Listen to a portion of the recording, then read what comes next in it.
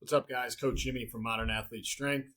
Today, we're going to be covering structuring neck training and just kind of going through how you could do that and how you could add that to your training. So, real quick, a couple inspirations. If you grew up anywhere in the 80s and early 90s, you were probably inspired by one of these men to start getting into training, or in Mike Tyson's case, Goldberg, and Sylvester Stallone's case, training the neck. That's really how I started getting exposed to it, and that's what motivated me to start implementing a program and then doing more research on it, as far as the importance of it and things like that. We actually cover this in our podcast this week as well, so feel free to check that out and you can hear more about neck training. But I'm just going to be covering today how to implement it in your training plan, and how to add it to it. So first, we're going to talk about the movement patterns. So we have flexion, extension, lateral flexion, and rotation. So neck flexion would be in this first photo where your head is coming down, so back and forth. Extension is going backward. Rotation is rotating, looking side to side. And then lateral flexion is moving your head side to side. So those are the movement patterns that we're going to be covering here.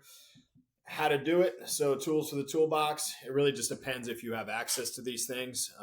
But again, you can train neck without equipment, but we have the picture on the left, which is the 4-way neck machine. We have the picture in the middle, which is an iron neck.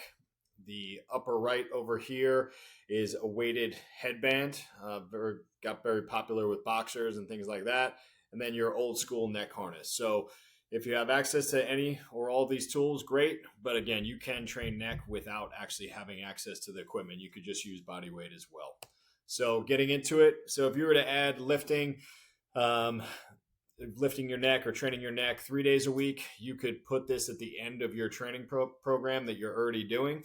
So the way I typically like to do it, like with anything with program design, is having a structure to doing what you're doing. So day one is flexion emphasis, whether that's machine, plate, body weight, isometric holds, band resistance, or even manual resistance from another person, or you can even do manual resistance on yourself as well. That's the main focus of day one. And then you'd add additional yoke or upper back work to that, anywhere from about 50 to 100 total reps, just more volume hypertrophy type work. So that would be emphasis of day one. Day two is more of your extension emphasis.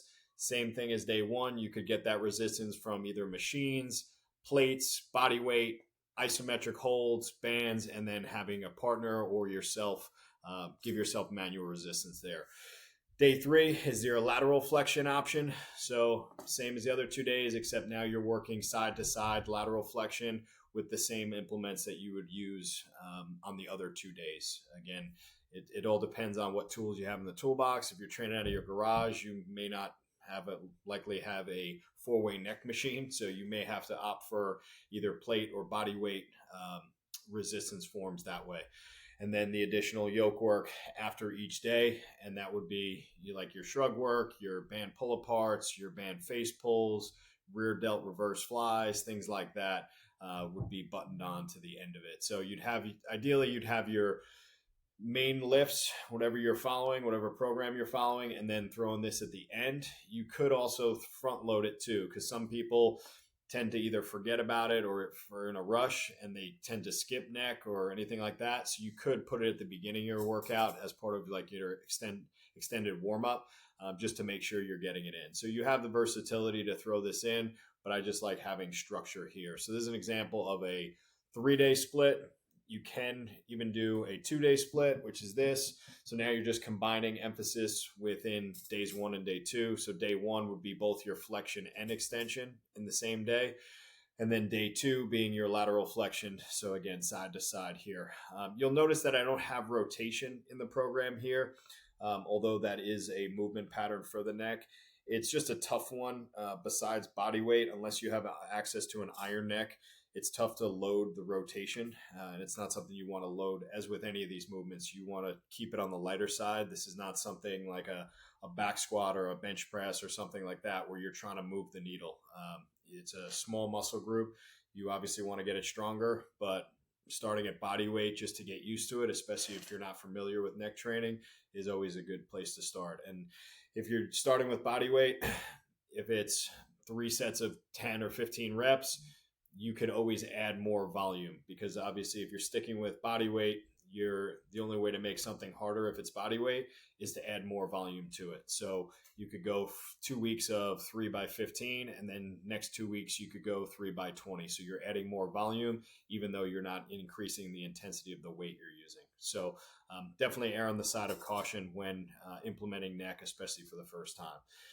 So that's the 2-day split, and then 1-day split, just kind of getting it all in one session. So even if this is 1 to 2 sets of each movement here, so 1 to 2 sets of flexion, 1 to 2 sets of neck extension, 1 to 2 sets of lateral neck flexion, and kind of getting all in that one day, that would be a fine option as well. Just again, progressing, starting too light, progressing slow. Starting with body weight and then possibly progressing to weights and things like that. But again, this is just a broad stroke. There's a lot of different ways you can implement it. It really just depends on your experience, the tools you have access to. That's going to dictate, like anything with strength training, what tools you have in your toolbox. Do you have a 4-way neck? Do you have a neck harness? Do you have an iron neck, or whatever that is? Will dictate what you have in your program. But at least I just tried to highlight a structure if you're going to start implementing neck training. So hopefully you guys got something out of this. Feel free to hit us up at Modern Athlete Strength. Feel free to shoot us a DM for any further questions. But I appreciate your time. Thank you.